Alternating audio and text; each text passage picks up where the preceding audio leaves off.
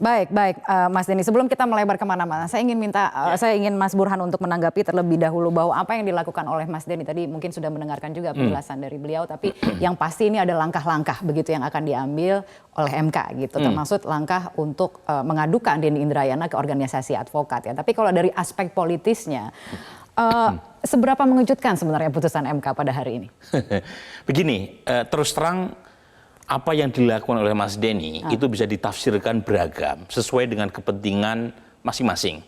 Kalau misalnya Prof. Jimli atau MK menganggap apa yang dilakukan oleh Mas Denny Indrayana itu crossing the limit, terutama dari sisi etis, yaitu hak mereka untuk mengatakan demikian.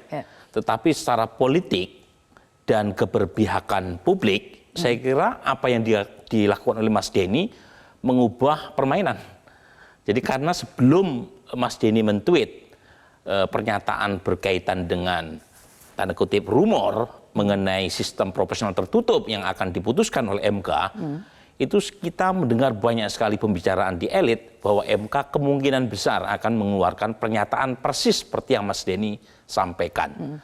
Meskipun dengan berbagai macam variasi ya. Ada yang mengatakan variasinya proporsional tertutup tapi diberlakukan 2029. Ada juga yang mengatakan untuk pemilihan anggota DPR RI tingkat nasional memakai proporsional tertutup, sementara untuk tingkat DPRD provinsi dan kota memakai proporsional terbuka. Jadi ada banyak variasi, tapi intinya kemungkinan proporsional tertutup itu digolkan besar. Nah, baru kemudian muncul tweet kontroversial seorang Denny Indrayana yang kemudian memantik diskusi sangat luas, termasuk mendorong kembali munculnya 8 fraksi yang menolak proporsional tertutup.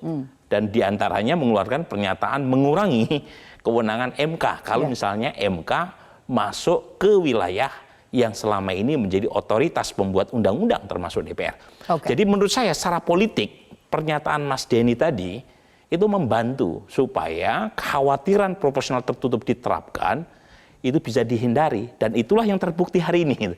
Jadi lagi-lagi kita tergantung ya cara pandang kita. Tapi tetap harus diberi apresiasi tentunya bahwa kemudian putusan itu yang diambil. Nah justru itu kalau misalnya MK ujungnya memutuskan proporsional terbuka, berarti MK mendengar dong aspirasi publik yang luas, mulai dari Mas Denny maupun survei saya ya.